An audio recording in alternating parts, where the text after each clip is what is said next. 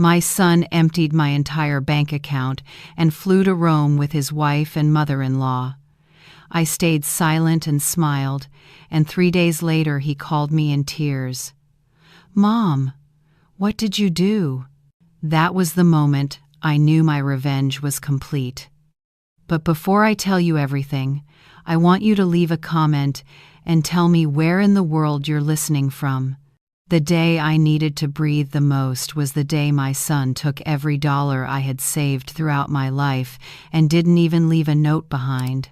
I sat still in the old fabric-covered chair I'd bought when Julian was 7, with the first money I ever earned washing clothes for other people. In front of me, my phone lit up with a message that froze my blood. Available balance, $0. I read it again and again. My hands trembled not from age, though I was 68, but from the kind of pain that crushes you from within, when your mind already knows the truth but your heart refuses to accept it. I called the bank.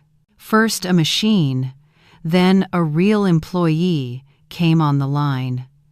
They said the transactions were made online, multiple transfers, totaling over $80,000. My life's work, my safety, my only stability gone. "Where did all that money go?" I asked, my voice rough, as if I already knew but needed to hear it out loud. "To an account under the name Julian Vargas, ma'am," the employee replied flatly. "Would you like to report it as fraud?" I didn't answer. I hung up. The house fell into silence. Only the ticking of the kitchen clock and the flicker of the old ceiling light remained. Outside, a street vendor shouted about snacks, unaware of the storm raging inside me. Then the landline rang. "Hello?" I said softly. "Donna, have you seen Julian's Instagram?" came my neighbor Martha's cheerful voice. "He's in Rome, honey, eating pasta with his wife and her mother. My goodness, living like a movie star." I swallowed hard, my chest tightening. I walked to my room, opened the drawer, grabbed my old cell phone, and found my son's profile. I'm not good with social media, but I followed him from afar, like someone peeking through a window at a life that no longer belonged to her. And there he was, Julian, the only son I bore in pain and raised alone after his father left with another woman. The same boy I once gave everything for, even the land my parents had left me, so he could study. In the pictures, he wore a white shirt, holding a glass of wine, smiling brightly, with his wife Pamela and her mother Sophia, who'd always looked at me with disdain. The caption read, "Rome New Beginnings. I deserve this," Pamela commented. "Good things are worth the wait. Thanks, my sweet mother-in-law," followed by a $sign emoji. I didn't cry, didn't scream, didn't break anything. I just stood there, phone in hand like a burning coal, and smiled faintly. A strange smile, as if I had just understood something I'd been avoiding for years. Across the ocean, under Rome's cloudy sky, Julian raised a glass of expensive wine and laughed without guilt. "See," Pamela said, "I told you, taking her money was a great idea. She's old anyway. Better we use it before she wastes it on hospital bills." Sophia laughed bitterly. "That hillbilly woman probably doesn't even know what an airplane is. That money was useless in her hands." Julian said nothing, staring toward the Colosseum, a knot twisting in his chest. Still, he stayed quiet, the same way he did as a child when he was hungry and I used to whisper, "Hold on, son, tomorrow I'll find a way." That night, my house looked older than ever. Everything was in its place, but warmth had left. On the shelf were Julian's childhood photos the day he started preschool, his first school uniform, his college graduation. My entire life revolved around him. When he turned 18, I sold my engagement ring to pay his tuition. At 23, I gave him my inherited land. At 30, I helped fund his wedding. Even though Pamela never liked me, I cooked for him, washed his clothes, cleaned his home, and watched him drift further away. "Mom, you don't understand this world," he once said. "Things are different now. Pamela and I have big plans. Don't worry, you're always in my heart, but you can't hold on to me forever." A week before I found out about the betrayal, I brought him cornbread. I rang the doorbell. No one answered. I waited 2 hours under the blazing sun until the security guard came over.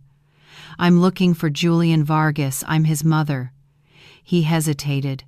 "I'm sorry, ma'am, but I was told not to let you in without an appointment." I froze. "Why?" "I don't know, ma'am. Just following orders." I walked home. I wanted the hot, dusty wind to slap my face awake. I thought about every meal I skipped to save money, every night I stayed up working, every penny I'd set aside for my son. That evening, Martha brought me cake and coffee. "Donna, you're strong. Don't let this break you. Julian's young. One day he'll regret it." I looked up, voice rough. "Do you think children ever really regret?" "Yes, when they lose their mother, that's when they finally do." I pressed my lips together. "I just hope when he realizes it, it's not too late." "What are you going to do?" Martha asked. I met her eyes. There was something new in mine. "I'll smile just like they taught me." "Smile?" she said, surprised. "Yes, I've cried enough. Now I'll smile in silence, because I have nothing left to lose." And when a woman has nothing left to lose, she becomes dangerous. Meanwhile, in Rome, Julian had just stepped out of the shower when he heard Pamela on the balcony whispering into her phone. "Yes, it's done. The old lady doesn't suspect a thing. The money's here. Tomorrow we'll open an account in Spain and dump Julian. He thinks we're on his side, idiot." Julian froze, cold water running down his shoulders, his chest tightening. He said nothing, went back to bed, and lay beside Pamela, who was pretending to sleep. In my little house in Chicago, I made a cup of chamomile tea and opened my old notebook, the one where I used to write recipes I never got to try. My hand trembled as I wrote, "This isn't the end. It's the beginning of silence, and this silence will hurt more than any scream." I closed the notebook and slept peacefully, without tears. And somewhere across the ocean, in a luxury hotel room in Rome, Julian got a message. "Account locked due to suspicious activity." He stared at the screen in disbelief. That was the first crack, and he didn't yet know that in silence, I had already begun to act. Sometimes pain doesn't scream. It just waits, watching quietly, for the right moment to strike back. At sunrise, I woke up to the usual stiffness in my hands, but inside, I felt younger, not because of anger or sadness, but because of something stronger: resolve. I boiled water, watching the blue flame on the stove, remembering being 14, cleaning houses to survive. My hands raw from detergent, my hair tied messily, no one waiting for me at home. My father had left with another woman. I didn't cry. I swallowed my tears and went back to work the next morning. At 17, I got pregnant with Julian.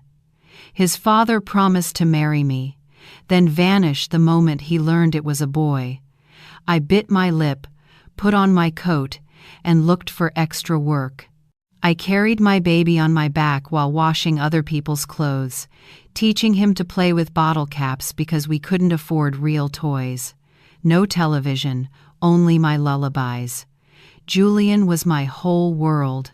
When he was 6, one of my clients offered to pay his school tuition if I agreed to work full-time. I accepted. I lived in my employer's small room, crossed the city every weekend to visit my son, bringing notebooks or a mango. I learned to read and write just to sign his school forms. I didn't have much education, but I knew enough to protect myself, or so I thought. At 16, Julian said, "Mom, when I make it, I'll buy you a house where the wind can't blow through the walls." I smiled. "Don't buy me anything. Just don't forget me." Later, for college, I sold the only piece of land my father left me, the one I'd dreamed of building a small wooden house on so my son could study. I proudly told the neighbors, "My boy's going to be an accountant." And he did escape poverty, but not in the way I hoped. In his 3rd year of college, he met Pamela, a girl with sleek hair, long nails, and a magazine cover smile. From the first day, I was uneasy, not out of jealousy, but because I saw in her eyes the look of someone who only knows how to take, never to give. Pamela came from a family that pretended to have more than they did. Her mother, Sophia, wore fake, designer clothes and spoke as if she'd studied in Europe. The first time they visited my house, both gave polite little smirks. "Nice wall color," Sophia said, her tone dripping sarcasm. Then, glancing at my small kitchen, Pamela whispered words I would never forget. "I can't believe Julian grew up here. This place looks more like a shelter than a home." I smiled as always, but something broke inside me. Years passed, and Pamela took over more of our lives. First, she asked me not to visit too often. Then she said I shouldn't comment on their decisions.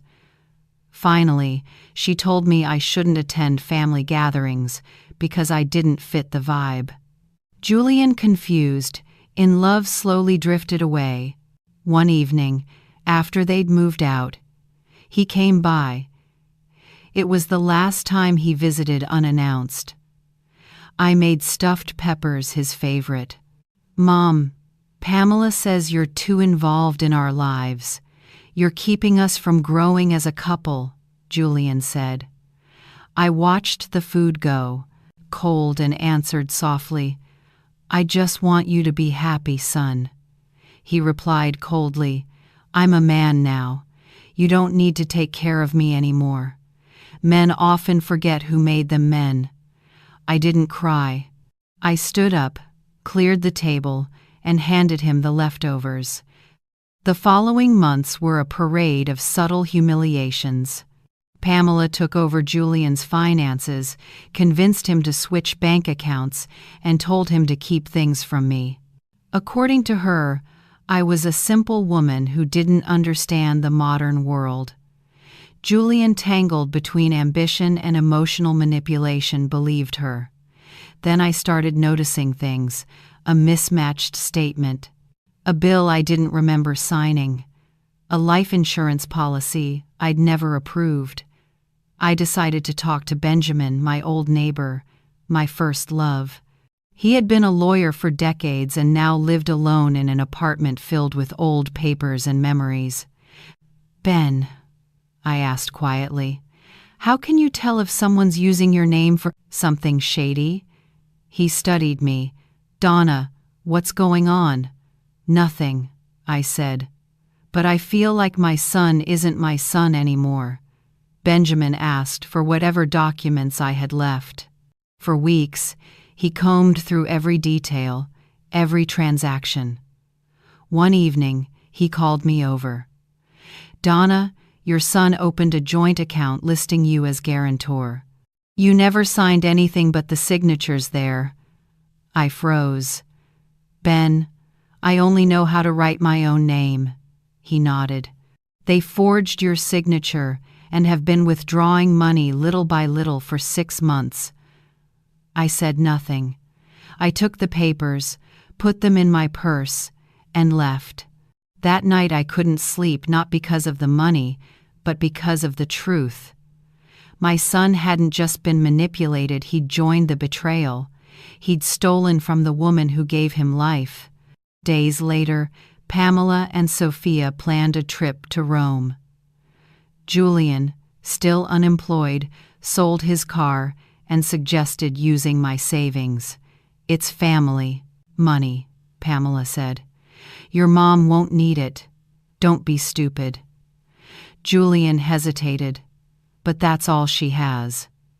"And what's she saving it for?" "You're her son. You're not stealing, you're just taking it early." So he did. One night, from his laptop, he transferred everything. He did it quickly, like pulling out a tooth without anesthesia. When it was done, he took a deep breath, shut the computer, and never looked back. The next morning, I discovered the betrayal. I didn't cry or shout. I just wrote in my notebook, "My son is still alive, but the mother in me is dead." From that day on, everything changed. My body kept aging, but my spirit hardened. I began walking differently, straighter. I made phone calls, sent emails, visited offices. Something was forming in the quiet. While Julian strolled through Rome's cobblestone streets believing he had won, I was in Chicago, weaving a net to take back everything they'd stolen. Pamela was already planning to disappear without a trace. But she didn't know I was no longer the fragile mother they'd used. That woman was gone. In her place stood a wounded but awakened mother. And when such a mother awakens, there is no hell she won't walk through. The betrayal no longer hurt. What ached now was the certainty of having been erased, as if I'd never mattered. But I refused to vanish quietly, because a mother's silence can be deadly. I didn't speak, not then, not later. My silence had changed. It was no longer the silence of despair, but of focus, of calculation. Words no longer held meaning. When a mother realizes she has been replaced by a mask, she doesn't scream, she transforms. Julian didn't notice, or maybe he chose not to. He was too busy living the glamorous life he had always dreamed of, a life with no scent of freshly washed clothes, no soft "my son" in the morning, but instead a polite "sir." A life clean, elegant, and utterly empty. Pamela slipped into his world as if she had always belonged there. Julian was enchanted by the way she spoke, the way she walked in her high heels, and the way she carried herself as though the world was hers. But behind the dazzling smile and carefully edited photos was a cold and ruthless mind. Pamela knew exactly what she wanted, and she wanted it immediately. A name, a title, an account, and a man to sustain her deception. At first, her jabs were disguised as jokes. "Honey, why does your mother have to meddle in everything? I don't want our kids growing up in a mentally poor environment," she said while painting her nails. Julian forced a smile. "Mom just has trouble letting go, that's all." Pamela gave a thin smile. "That's not love, it's pity disguised as virtue. Women like your mother think they're saints for raising children alone, but their past doesn't give them the right to drag others down. I won't let that happen to you or our children." Gradually, Pamela decided when they could visit me, then used busyness as an excuse, then insisted on meeting only in public places, and finally refused to step into my house, saying she didn't feel comfortable because of the musty smell. Julian obeyed. Whenever I asked why they rarely visited, he just bowed his head. "You know how it is. Mom work, weddings, so much going on." I nodded, but the innocence in my eyes was gone. I started piecing things together, like stitching a torn bag with bare hands. Then Sophia, Pamela's mother, began to interfere, never directly, always with polite words sharp enough to cut. "Mrs. Donna, I hope you don't mind me saying this, but have you thought about moving to a better neighborhood? This place isn't safe for someone your age. With the money you have, you could buy something more decent." I looked straight into her eyes, silent, unblinking. In that moment, I understood they didn't want me far out of concern. They just never wanted me near. One Sunday, during a lunch Pamela hosted, I decided to speak privately with my son. When Sophia went to the bathroom and Pamela was absorbed in her phone, I looked at Julian with a familiar gaze, though my voice was different. "Are you sure this woman is right for you? Do you see the way she looks at you when you're not watching? Or the way she talks about me?" Julian swallowed hard. Pamela lifted her head. Sophia stepped out of the bathroom. The air changed completely. Then Julian shouted, "Enough! You're just jealous because I have another woman in my life now. You won't say it, but you think it. You can't stand that someone else matters to me." I didn't react. I set down my fork, lowered my head, and in that moment, I knew I had lost my son. When I left, no one hugged me. When I got home, I took off my shoes quietly, as if afraid to disturb someone, even though I was alone. I sat on the edge of my bed, trying to remember the last time my son said, "I love you, Mom," without me having to remind him, but I couldn't. The following weeks were a nightmare disguised as ordinary life. Pamela and Sophia frequently visited Julian's office, bringing him lunch, talking about investments, and advising him to manage his finances more efficiently. One day, Pamela demanded access to his accounts. "Trust me," she said, slipping off her blouse in front of him. "We're a team, aren't we?" Julian, naive and weak-hearted, nodded. Meanwhile, I didn't stay still. I sensed something was wrong, though I didn't yet know how to prove it. I went to my neighbor Louise, a retired accountant, and she patiently showed me how to check my online bank statements. On the screen, I saw the same transfers Benjamin had warned me about, each dollar taken without my consent, lined up in cold, merciless numbers. Meanwhile, in Rome, Julian began to feel something was off. Not guilt, just discomfort. Pamela had changed. She no longer looked at him with affection. Her kisses were cold. She spent hours on her phone, laughing to herself, while Sophia no longer even pretended to be polite. One night, as Julian pretended to sleep, he heard them talking. "It's all done. Why keep pretending? Once we're back in the States, we'll sell everything and disappear. If he finds out, so what? And if he does, even better serves him right." They snickered. "That old woman's as good as dead. Who's going to protect her?" Back in Chicago, I began to act carefully. I went to the bank, requested full statements, printed them, and sealed them in an envelope. Then I visited the notary office to check if there were any assets under my name I didn't remember signing for. That's when I discovered something worse. Julian had tried to register my house as joint investment property using forged documents.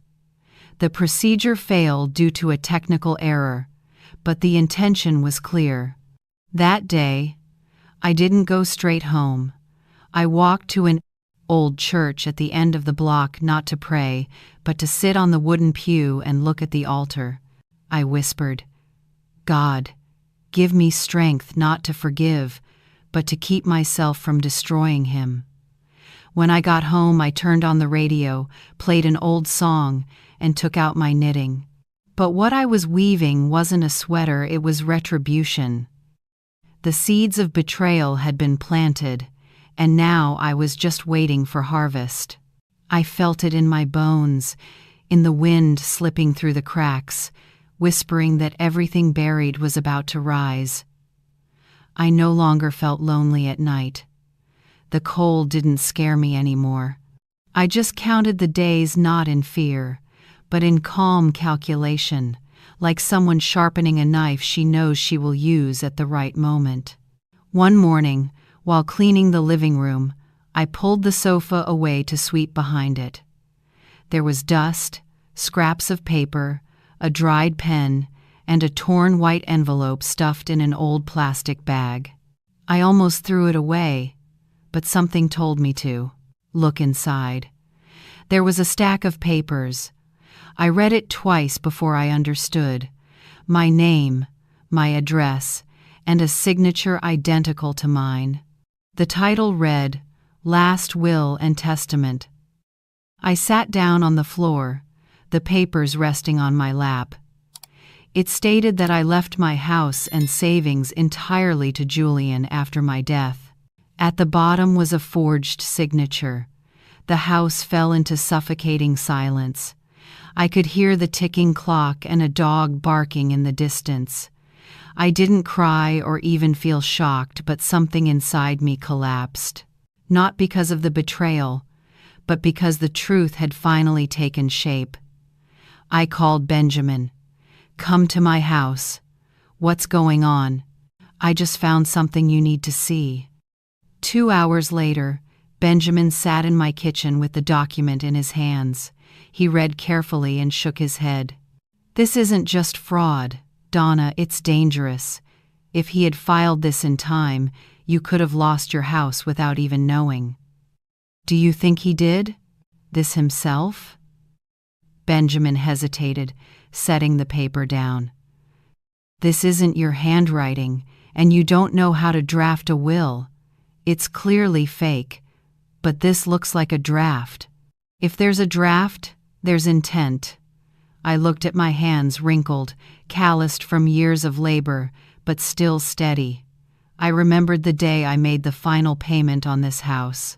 30 years of sacrifice, cold meals, worn shoes, stifling heat, cleaning other people's homes just to have a place of my own.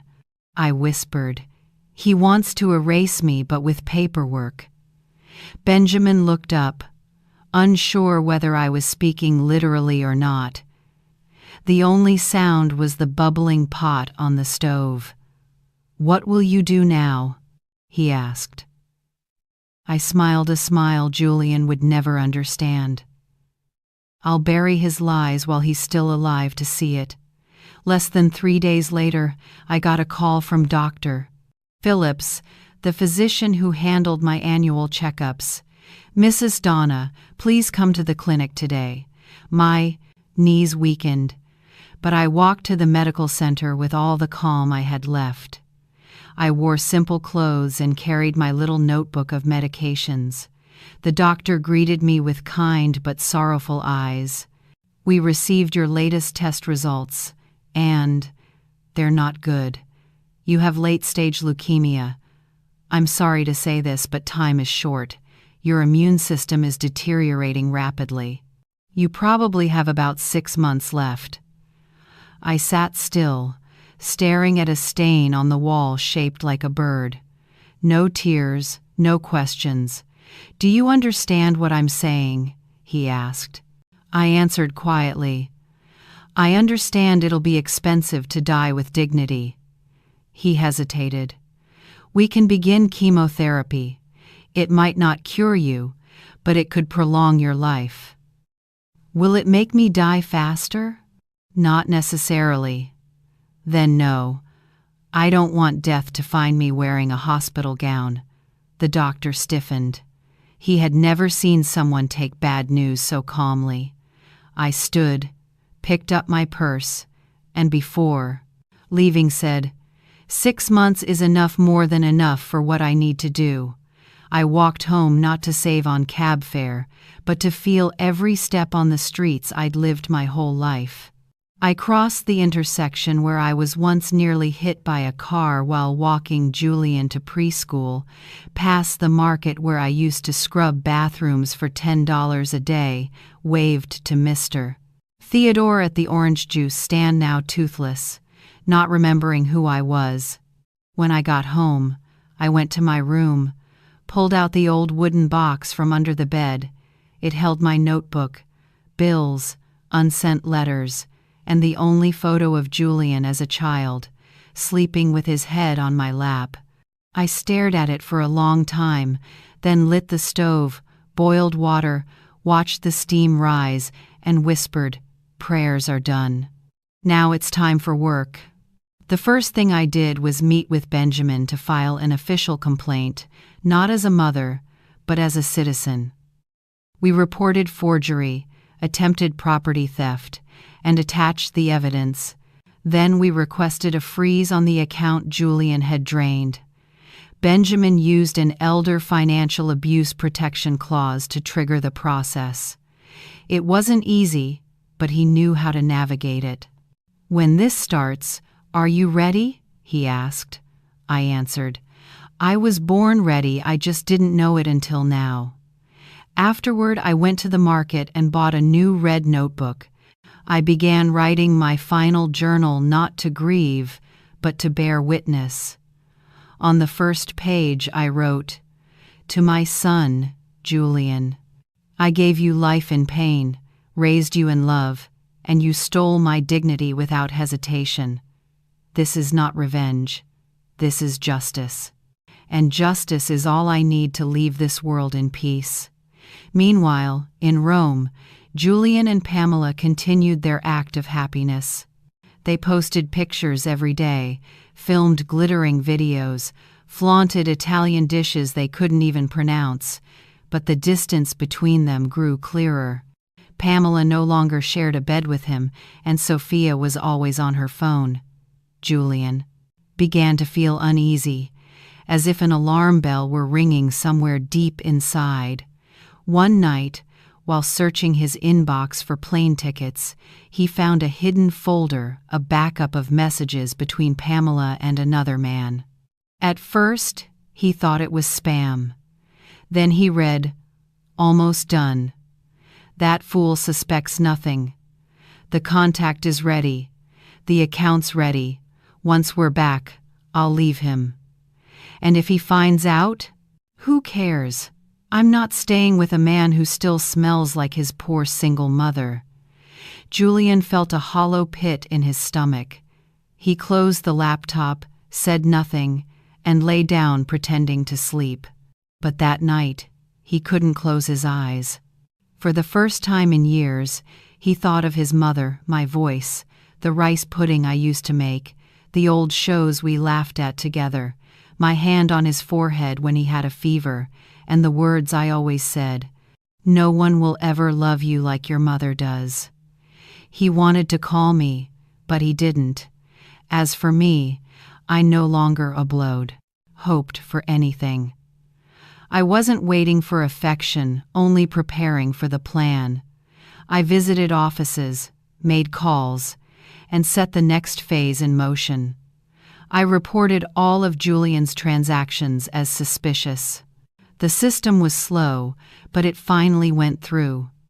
An international alert was issued, requiring him to be checked upon re-entry into the United States. It wasn't enough to arrest him, but it would force him to face the consequences. In the red notebook I wrote, "There's no punishment more, just than the one carried out in silence. I will watch him lose everything without lifting a finger. Karma doesn't need violence, it only needs patience." The second betrayal no longer broke me. It made me stronger, colder, and freer. The mother in me was gone, but the woman had awakened.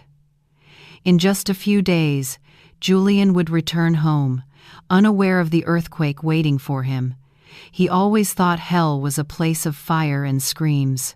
He never realized hell could be as cold as the cobblestone streets of Rome, and as humiliating as a declined credit card in a crowded restaurant. It started when his card failed to scan. Then again, and again. In less than 2 days, he lost everything, no cash, no accounts, standing between 2 women looking at him like he was a beggar. Pamela screamed in the middle of the street, in front of everyone. "Idiot! What did you do with the money? I told you not to trust that poor old woman. Now you've ruined everything," Julian stammered, unable to explain what he himself didn't understand.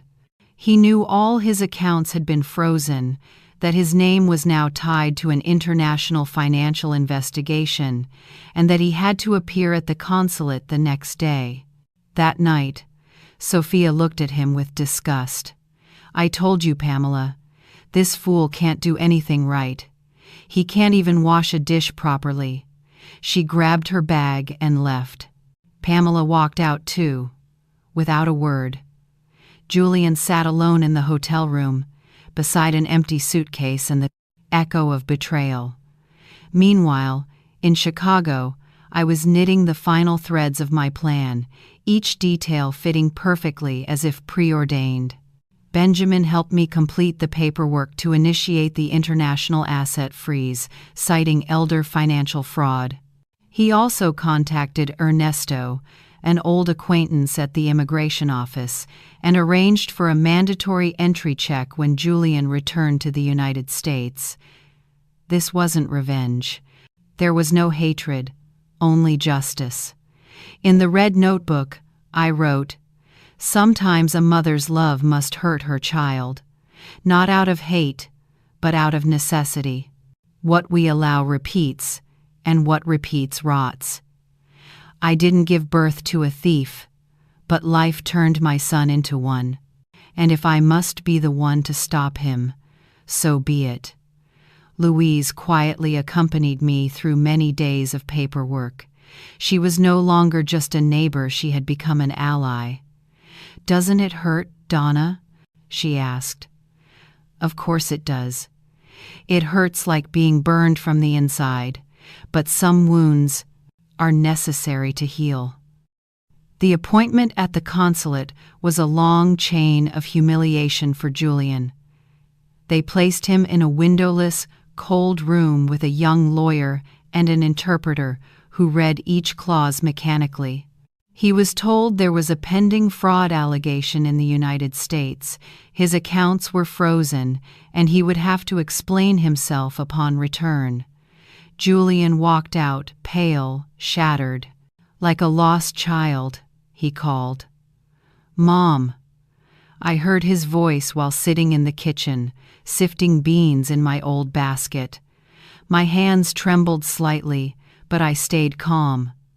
"Mom, what did you do?" "They took everything." Pamela left. Sophia too. "They said you did this." I took a deep breath and answered, steady and clear, from a place he could no longer reach. "I didn't take anything, son. I just stopped what you were taking from me. Mom, they said they might arrest me. You said you'd always be by my side.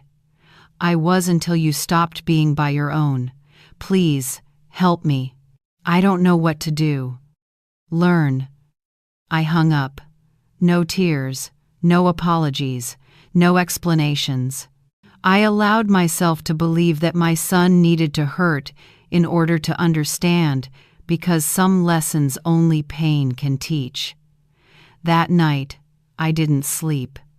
Not from worry, but because I was writing him a letter. Not a goodbye, but a testament, the final page of the red notebook. "My dearest Julian, you are the reason I woke up every morning. You were my pride, my strength. I gave you everything, even what I didn't have. I sacrificed meals, rest, and my own loneliness for you. I regret nothing. I did it out of love. But you forgot who you were. You surrounded yourself with shadows that smelled of expensive perfume, and in your effort to kill me with your indifference, you forced me to wake up. I don't hate you. I can't. But I'm no longer the woman who waits for her son to remember her. Now I'm the woman who teaches him, even if it hurts him to learn. And if someday you find regret, this letter will be waiting for you, not to save you, but to remind you that you were warned." At the end of the letter, I drew a small heart. It was the last sweet thing I had left. Julian wandered the streets of Rome aimlessly. He slept in cheap hostels, sometimes ate, sometimes didn't. No one answered his calls. Pamela, Sophia gone. He knew the flight back to the United States wouldn't be a return, it would be a fall. He flew home filled with fear, shame, and a cold that reached his bones. As for me, I was ready. My body grew weaker by the day, but my mind had never been sharper. I cut my hair before the illness could take it. In the mirror, I looked at myself and whispered, "Now this is who I really am." Benjamin took me to my final checkup. The doctor confirmed the cancer had spread. I nodded. "You know, I've never been afraid of dying. What scared me was leaving without peace. But now, I'm at peace. I've settled all my debts in life." That night, I lay in bed, pain piercing my chest. I didn't call anyone. I just held myself and whispered my son's name, not as a curse, but as a farewell. The air was silent, like the calm before a storm. But I wasn't afraid of the end, because I had done what needed to be done. Now Julian would face the ruins he had created. A few days later, I boarded a plane to Rome. The captain's welcome, the announcements in a foreign language, all of it meant nothing. I wasn't there to see the sights. I was there to end it, not as a mother, but as a witness. At nearly 70, my hands trembled, but not from fear. Physical pain was just background noise now. What kept me standing was purpose. I had sold a few things to buy the ticket, the blender, the large mirror in the living room, and the ring I'd kept since Julian was a child. Material value meant nothing compared to the freedom I was about to claim. At the airport, Benjamin waited for me. He had arrived a day earlier to handle the paperwork and arrange permission for me to be present at the consulate when Julian signed the documents. It wasn't required, but the officer in charge was the son of a single mother, he understood. When Benjamin saw me, he smiled. "You don't look like a woman about to face her son," I replied. "And you don't look like a retired lawyer." "You sure about this?" "I'm still breathing. That's enough." We drove to the consulate. He tried to make small talk to ease the tension, but I didn't listen. I wasn't there to talk. I was there to finish. In my bag was a thick yellow envelope, not filled with gold or jewelry, but with something far heavier: the truth.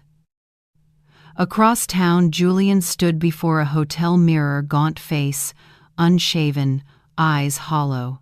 He was about to sign a confession to sever the joint account with me, effectively admitting he'd used forged documents. In return, he wouldn't be arrested, but his finances would be monitored, and he'd be required to report upon return to the United States.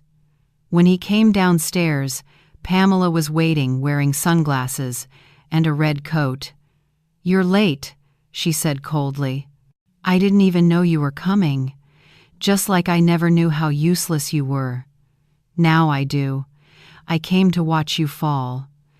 Julian clenched his fists. Her words didn't hurt anymore, only the realization of who he had become did. At the consulate, they were led into a white room with cold metal chairs.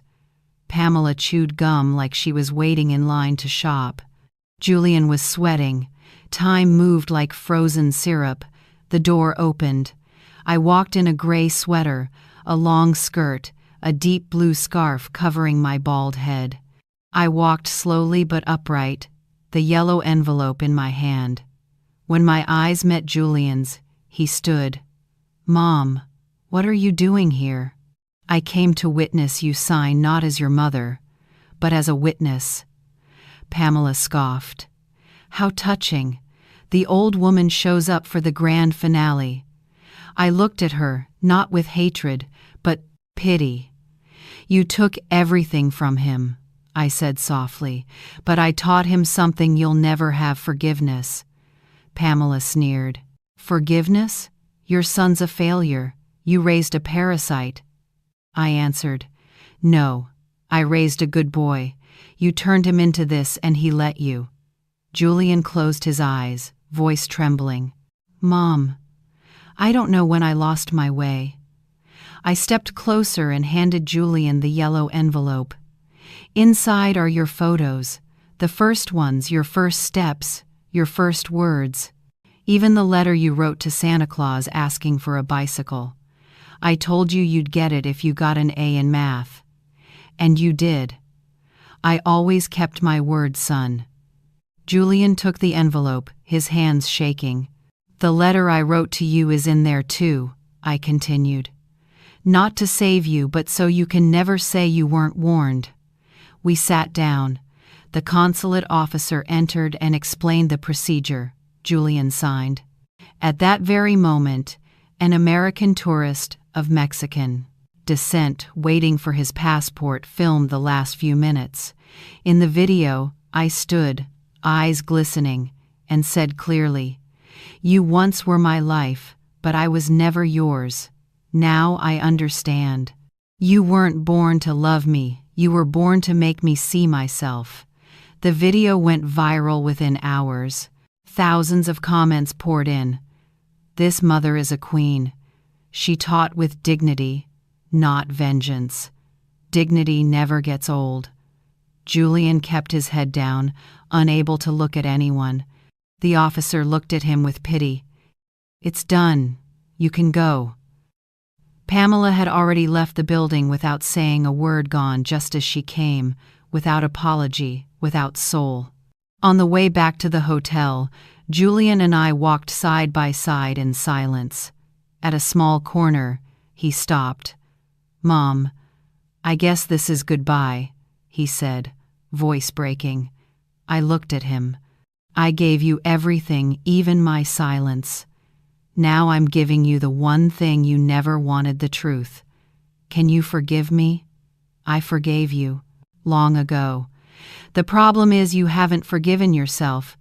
What can I do now?" "Live, and make what you've done mean something." I turned and walked away slowly. That was the last time I saw my son. That night, in his small hotel room, Julian opened the envelope. The photos were yellowed but intact. The letter, written in blue ink, still smelled faintly of camphor. When he finished reading, he collapsed to the floor, crying like a child. Not from punishment, but from shame. He understood what he had truly lost wasn't money, but the dignity of the woman who had once loved him more than herself. And he realized when justice is born of love, it is the heaviest punishment of all. Julian returned to the United States in silence. No luggage, no promises, no pride. He passed through customs like a shadow, no one to greet him, no one to ask where he'd been. Only the envelope with the childhood photos and his mother's letter in hand. Everything else was gone. The Dallas airport that day looked grayer than ever. The air felt thick, heavy, like the guilt pressing down on his shoulders. Pamela blocked all contact. His mother-in-law erased his name, and former colleagues pretended not to recognize him. He was mocked online, labeled the ungrateful son who stole from his mother to take his wife and mother-in-law on a European trip. Julian wandered through the neighborhood where he had grown up. Everything was the same: cracked sidewalks, graffiti-covered walls, vendors calling out in the afternoon, but inside him, nothing was the same. Every corner echoed with a memory, a voice, a reproach. Passing by his old school, he remembered the mornings when I held his hand on the way to class, wearing my faded blue apron that smelled of bleach, my shoes worn thin. I used to tell him, "You won't scrub floors like me. You'll have a desk and a suit of your own." And he did, until he lost it all to lies. I came back home, alone, just as I had lived most of my life. The old house had cracked walls, a cold cement floor, and a creaky wooden chair. I felt as though I'd returned to the place I should never have left. Benjamin brought my medicine regularly, Louise cooked soup for me, and neighbors stopped by to check in. Not out of pity but respect. People said I was the legend of the neighborhood.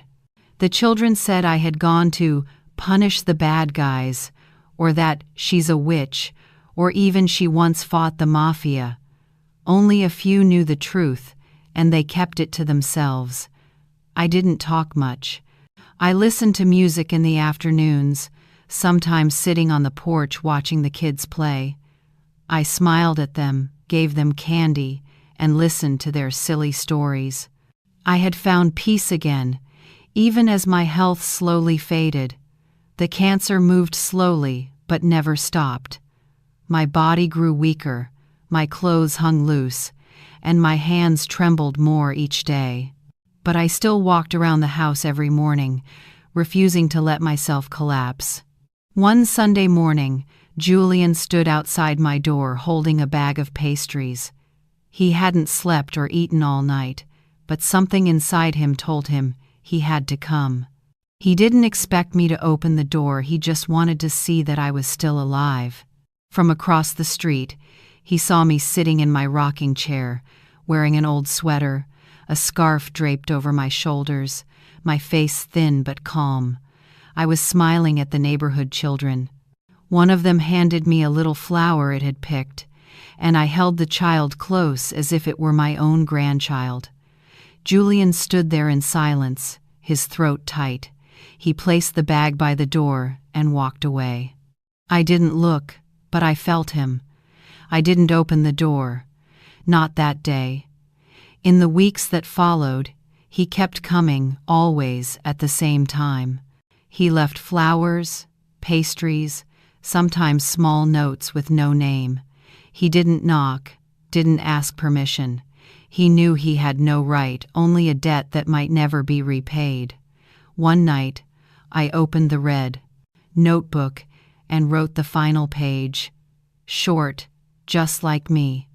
My son, love isn't something to demand, it's something to give. If you understand that, you're no longer lost. Don't look for me when I'm gone. I'll be in every mistake you choose not to repeat, in every good deed you do when no one is watching. If you wish to forgive yourself, start by forgiving others. And if one day you see my reflection in another woman's eyes, don't hurt her. That will be your redemption. I signed it, folded the letter, slipped it into an envelope, and wrote, "For Julian." The morning I passed away, sunlight poured through the window. The red notebook and the envelope rested on my lap, along with the knitted blanket I had made myself. The neighbors found me surrounded by wildflowers the children had left. My face was peaceful, free of pain. No tears, no drama, just stillness after the storm. Benjamin arrived first, and gently closed my eyes without shedding a tear. He knew I didn't want anyone to cry. I had died as I had lived with dignity. Louise arranged a simple, warm funeral.